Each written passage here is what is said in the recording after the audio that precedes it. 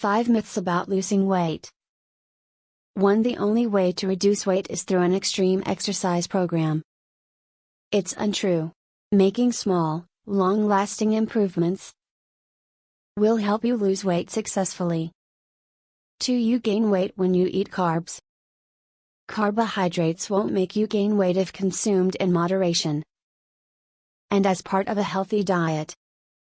3. The greatest approach for me to lose weight is to starve oneself. It's doubtful that crash diets will cause long-term weight loss.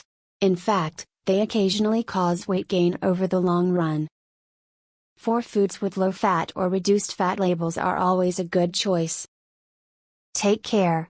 Foods with the designation low fat can only have a certain level of fat in them in order to utilize that label lawfully.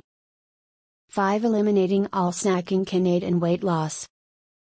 The sort of food is the issue while attempting to reduce weight, not snacking itself.